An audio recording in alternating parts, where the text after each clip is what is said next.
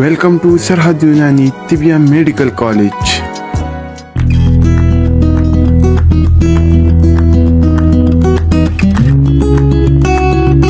कि हमारी दवा है बावबड़ंग। पेट के तमाम किस्म के कीड़ों को कत्ल करने के लिए भी, खत्म करने के लिए भी और उन्हें खारिज करने के लिए भी बड़ी मशहूर दवा है बावबड़ंग। आइए इसकी तफसील जानते हैं। बावबड़ंग को उर्दू में बावबड़ंग ही कहते हैं। अंग्रेजी में इसे फॉल्स ब्लैक पेपर कहा जाता है। ब्लैक पेपर काली मिर्च को कहते हैं। ये काली मिर्च के जैसा ही रहता है, इसलिए इसे नकली काली मिर्च के नाम दिया गया है, फॉल्स ब्लैक पेपर। लातिनी में एम्बेलिया राइब्स, अरबी में इसे ब्रंज काबुली कहते हैं, फारसी बिड़ंग काबुली, काबुल का बड़ा मशहूर था बावबड़ंग, इसीलिए नाम पड़ा। हिंदी में इसे वाय विड़ंग कहते हैं, विड़ंगा कहते हैं, सिंधी वाय विरंग, मराठी और पंजाबी में बाविड़ंग, गुजराती में बावड़ंग, संस्कृत में अमुदा या विड़ांग कहते हैं और बंगाली में भी इसे विड़ांग ही कहा जाता है। आप देख रहे हैं आपके सामने गोल गोल काली मिर्च के जैसे ही दाने हैं, हल्के, बिल्कुल चिकने नहीं है, बल्कि उन पर कुछ ऐसे नुक्ते नुक्ते से बने हुए हैं।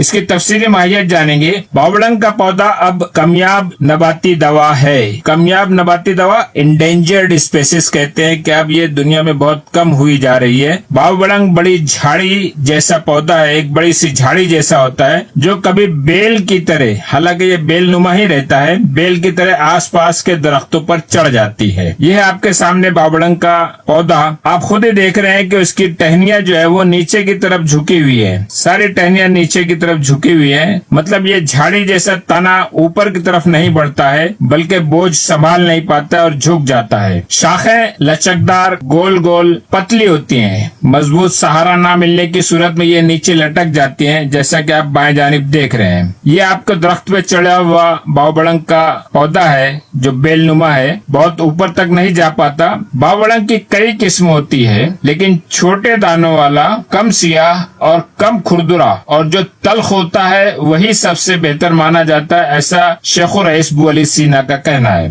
बड़ा और दूसरे किस्म के बावबड़ंग जो है, कुछ मीठे भी बावबड़ंग आते हैं। ये बावबड़ंग की कई किस्में आपके सामने हैं। आमतौर से जिसे हम बावबड़ंग कहते हैं वो इस तरह का होता है और ये काली मिर्च के जैसा ही है, लेकिन ये कम सियाह नहीं, बल्कि ये वाला ज्यादा कम सियाह है। ये भी आपके सामने बावबड़ंग है और नीचे उसकी क्लोजअप बताया है, जिस पर आप उसकी शनाख्त कर सकते हैं कि दाने और बेतरतीब से चटके लगे हुए उसके ऊपर दाग जैसे हैं। पत्ते, इसके पत्ते चमकदार सतह वाले, सादा बैजवी, दोनों सिरों पर नोक होती है, 3 सेंटीमीटर चौड़े और 7 सेंटीमीटर लंबे होते हैं। बावबड़ंग के पौधे की कई नस्ल है, सब में बावबड़ंग की तरह ही फल लगते हैं, लेकिन सब में पत्तियों में भी फर्क है, फलों में भी और दवाई इफादियत में भी फर्क है। ये आपके सामने पत्तों को करीब से बताया जा रहा है। अगला हिस्सा जो सामने का हिस्सा रहता है वो चमकदार रहता है, लेकिन पिछला हिस्सा जो है वो सफेदी माइल रहता है, सब्जी रहता है, लेकिन उतना चमकदार नहीं रहता। बावबड़ंग के जैसे बताया कई नस्लें हैं। आप यहाँ देख रहे हैं बेशुमार बावबड़ंग लगे हुए जैसे नजर आ रहे हैं, लेकिन ये दूसरी किस्म का बावबड़ंग है और इसकी पत्तियां भी अगर आप गौर करें तो बिल्कुल मुख्तलिफ हैं। इनमें अलग किस्म की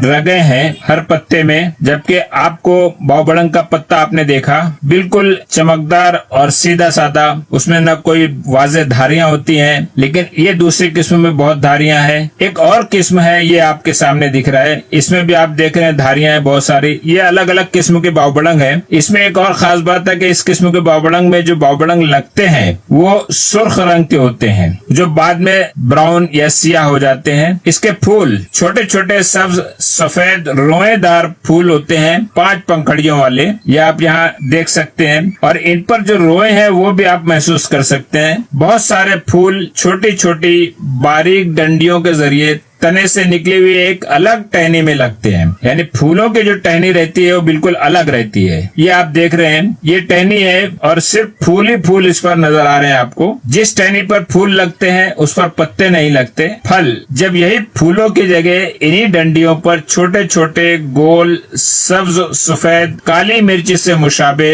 2.5 मिलीमीटर कुत्र के फल यानी बावबड़ंग लग जाते हैं। ये आप देख सकते हैं, सब्ज सफेद बावबड़ंग लग गए हैं। डाली वही है, ایک ڈالی پر صرف پھول ہی پھول لگے تھے اور اسی پر اب پھل لگ گئے ہیں. کچی حالت میں سبز سفید پھل لگتے ہیں اور جب پک جاتے ہیں تو یہ سیاہی مائل براؤن ہو جاتے ہیں اور ان پر سفید و سیاہ نقطے پائے جاتے ہیں. یہ آپ دیکھ رہے ہیں, یہ اوپر تقریباً سیاہ ہوا جا رہا ہے. یہاں پر بتایا یہ اصل باؤ بڑنگ ہے, لیکن دوسری قسم کے باؤ بڑنگ ایسے بھی ہوتے ہیں جن پر دھاریاں ہوتی ہیں. یہ آپ دیکھ رہے ہیں دھاریاں, یہ ایک اور قسم ہے, اس میں بھی دھاریاں آپ دیکھ رہے ہیں. اندر مغز جو ہے سفید رنگ کا نکلتا ہے. باؤ بڑنگ بے بو اور مزہ اس کا تلخ ہوتا ہے. بازار میں جس حالت میں دستیاب ہے باؤ بڑنگ وہ یہ ہے. اس کے اجزاء جو استعمال ہوتے ہیں وہ یہی پھل جو آپ کو نظر آ رہے ہیں, یہ پھل استعمال ہوتے ہیں. کچھ نسخوں میں پتے استعمال ہوتے ہیں اور کہیں کہیں ان کی جڑ کا پوست استعمال ہوتا ہے. یہ بوٹینیکل ڈائیگرام آپ کے سامنے. پتے اور پھولوں کی ڈالیاں یا ٹہنیاں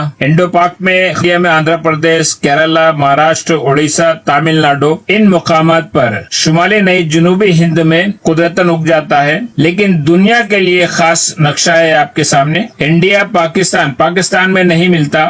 انڈیا اور اس کے مشرق کی جانب جو ممالک ہیں, بنگلہ دیش, تبت, چین, میانمار, جاوا, سری لنکا, فلپائن, ویتنام اور تھائی لینڈ اور سماترا, ان علاقوں میں باؤ بڑنگ کے پودے نظر آتے ہیں. اور جیسا کہ بتایا گیا کامیاب ہو گئے ہیں, اب یہ مشکل سے نظر آتے ہیں. باؤ بڑنگ کے افعال و خاص میں سب سے پہلے نفع خاص, پیٹ کے تمام قسم کے کیڑوں کو مارنے کے لیے اور خاص طور سے کدو دانے کو مارنے کے لیے یہ بڑا مشہور ہے. نفع خاص قاتل دیدان اما, یعنی پیٹ میں جو کیڑے ہوتے ہیں مختلف قسم کے, ان کیڑوں کو مارنے کے لیے یہ بہترین ہے. اس کے مشہور افعال و خواص قاتل دیدان و عما, پیٹ کے کیڑوں کو مارنے والا. مسل بلغم غلیظ و سودا, بلغم غلیظ اور سودا یہ دونوں گاڑھی خلتے ہیں, ان کا مسحل ہے اور اس کی وجہ سے کئی بہترین قسم کے فائدے ملتے ہیں. یہ نافع درد ہے اور نافع کرم دندان ہے. دانت میں جو کیڑے پڑ جاتے ہیں اور دانت کے جو درد ہوتے ہیں ان دونوں کے لیے یہ بڑا نافع ہے. یہ ہاضم ہے, تبخیری کیفیت, پیٹ کا پھولنا اور مختلف قسم کی ہضم کی شکایت, ذوف ہضم میں کام آتا ہے. باؤ بڑنگ کے افعال و خواص اور اس کے مواقع اور کس طرح سے استعمال کریں گے. یہ قاتل دیدان اما ہے. خاص اثر اس کا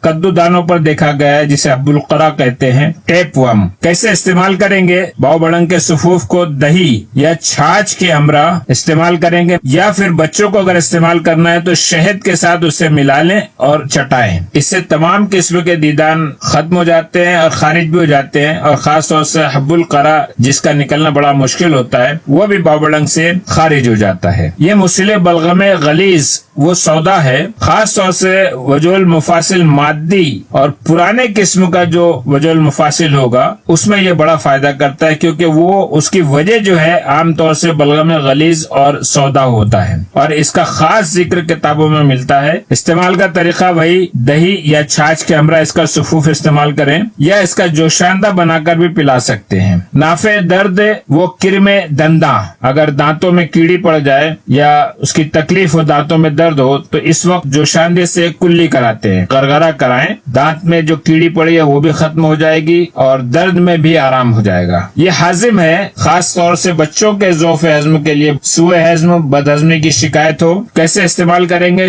باؤ بڑنگ کا شربت بنا لیں یا شہد میں اس کو ملا کر چٹائیں, پیٹ کے کیڑے بھی ختم ہوں گے اور ذوف ہضم کی جو شکایت ہے, ہضم کی خرابی جو ہے وہ بھی دور ہوگی. کچھ آسان نسخے باؤ بڑنگ کے یہاں پر ہیں, اور خاص طور سے دیدان اما کے لیے جو نسخے بنائے گئے ہیں, اور باؤ بڑنگ مشہوری دیدان اما کے لیے ہے. بچوں کو 1 سے 2 گرام خالی پیٹ کھلائیں یا شہد کے ساتھ چٹائیں. بڑوں کو 2 تولہ باریک صفوف بنا لیں, آدھا پاؤ چھاچھ کے ہمراہ نہار منہ پلائیں. صبح خالی پیٹ 1 تولہ باؤ بڑنگ سوتے وقت مکھن نکالے ہوئے دودھ کے ساتھ پلائیں 1 تولہ, اور صبح رنڈی کا تیل آدھا کپ استعمال کرائیں. آدھا یا 1 تولہ صفوف کو شہد کے ساتھ چٹائیں, یہ بھی فائدہ کرتا ہے قاتل دیدان کے طور پر. دودھ میں باؤ بڑنگ کے چند دانے ڈال کر جوش دیں اور وہ پانی بچے کو پلایا جا سکتا ہے. ذائقے کے لیے اس میں شکر یا شہد کا اضافہ کر سکتے ہیں. یہ نفخ شکم بھی دور کرے گا اور بدہضمی کی بھی شکایت ختم کرے گا. دیگر افعال باؤ بڑنگ کے مشتہی ہے. یہ بھوک لگاتا ہے. نافع तबखीर और दर्द शिकम रीही यानी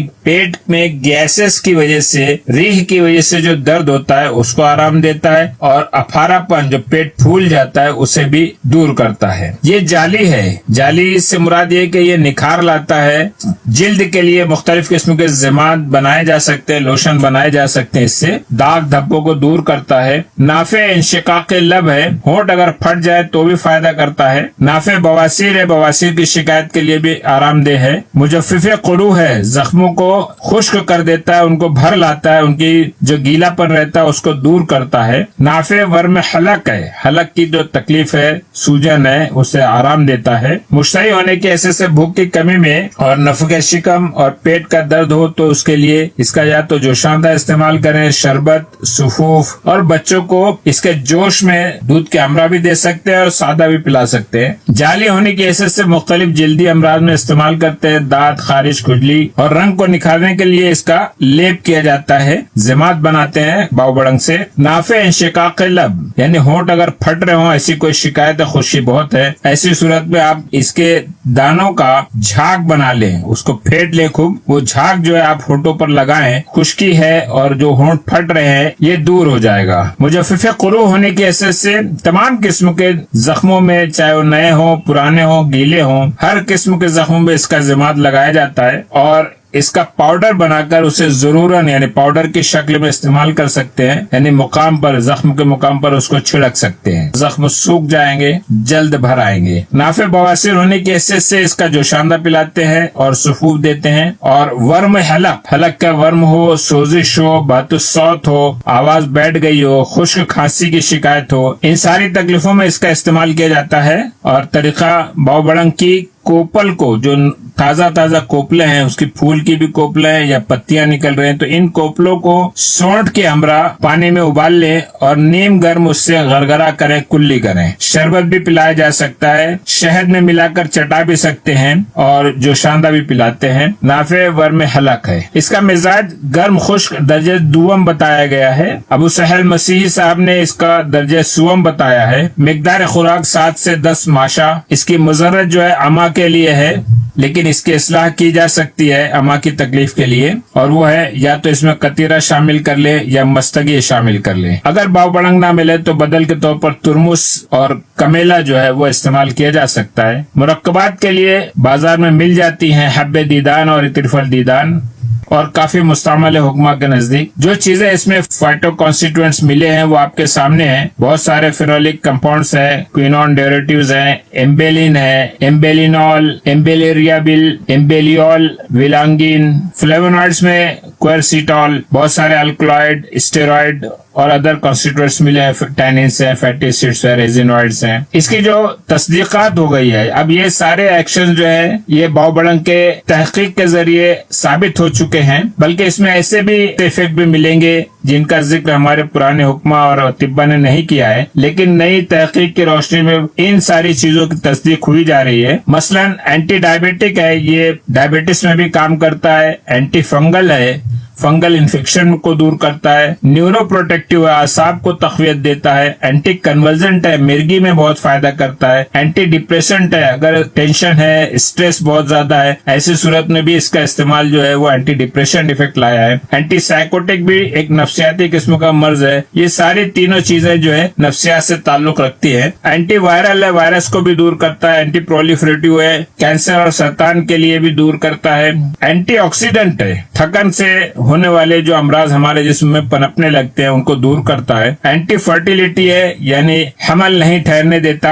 एंटी बैक्टीरियल है, एंटीबायोटिक के तौर पे काम कर सकता है। कार्डियो प्रोटेक्टिव है, ये दिल के लिए भी काफी मुकवी साबित हुआ है। एंटी ओबेसिटी है, ओबेसिटी को दूर करता है बाव बड़ंग। वुंड हीलिंग इफेक्ट तो पहले से मालूम है। आप देख रहे हैं, इस पर गौर अगर आप करें तो कितने ऐसे इसके एक्शन सामने आए हैं जो नई और जदीद तहकीकात की रोशनी में मालूम हो चुके چکے ہیں اور جنہیں ہم اپنی پریکٹس میں استعمال کر سکتے ہیں. یہ کچھ جرنلز کے آرٹیکلز ہیں آپ کے سامنے, ریسرچ آرٹیکلز, جن پر خاص طور سے ایمبیلیا رائبس باؤبڑنگ ہم جس پر ذکر کر رہے ہیں اس کا تفصیل دیے ہوئے, اس کی تحقیق کے لیے یہاں پر آپ کو اس کا لنک دیا ہوا ہے. یہ دوسرا ایک آرٹیکل ہے جس کا لنک یہاں پر شیئر کیا, آپ اس کے ذریعے اس پیپر کو پوری طرح دیکھ سکتے ہیں کہ یہ ٹریڈیشنل طور سے کیسے استعمال ہوتا تھا, فائٹو کیمیکلز کیا کیا پائے گئے ہیں, اس کے اسینشیل آئلز اور اس کے اسٹریکس کے ساتھ ساتھ اس کی فارماکولوجی کے بارے میں بھی آپ کو تفصیل اس پیپر میں ملے گا جو ایک اسٹینڈرڈ میگزین پب میڈ میں شائع ہوا ہے.